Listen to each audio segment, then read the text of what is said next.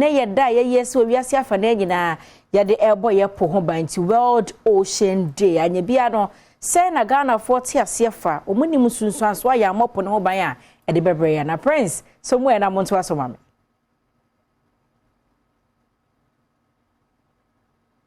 ana onene wo fam Trotro ene twegum ewo abosu okan obedu ho a ye wo Tata House aha ana omanfo tonton engine ho niema ye ne omanfo eba bedi nkomo ene ewiase nina etu ene e de esi wo se World Ocean Day na no ene ye bebisa omanfo se nsu awodo a ye wo ewo omanmu a epo river ahura ene de keka ho no kwan ben so ne ye befa so abo ho ban a pollution ene mafi enkogu yensuemu na anseno. Yeah, good afternoon. Me dream say according to pollution in Ghana no it's about the community. Community no we need to be educated. The omonimo so if any niama no if some function garbage mo no mon keeping it close may flow into other areas to the river bodies may cause pollution. I think this education call around the beboy engineer ya Ghana me that say. So a friend Isaac because I free Tata House now. Me so imagine chair kakra won say plastic materials here dey ba o man no e doorso. And also can and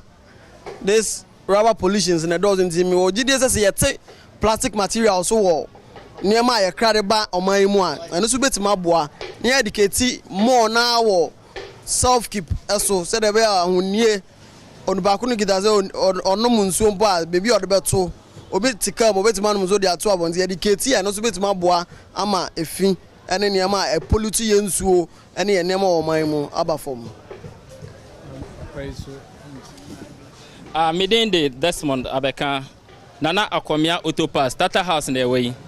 Ye can't insure ya dear who here pa when you put a senebia brabum. Yen to me more bra, na yen use you to chain. Na ye share said ye yen suano elko or manimuna enquire. Now, quite immediately say you bet to me a faso abon you who by and say your drainage system na your manimuno a very tiny. Let me use that word tiny because it's so I or see a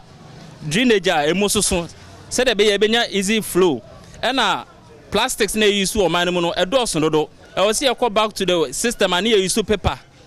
for let's say so be a hotel be no about they share rubber madia man rubber so it takes a lot of decades as an a rote and as an a pro e be cry and pro crab say come back to paper now paper the toast form na show go so pa e be pro and as a be rote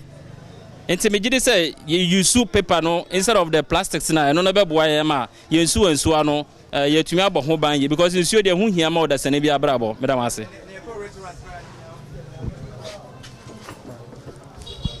Minim na nuya general farm James Kosibesi Gazafi Tata House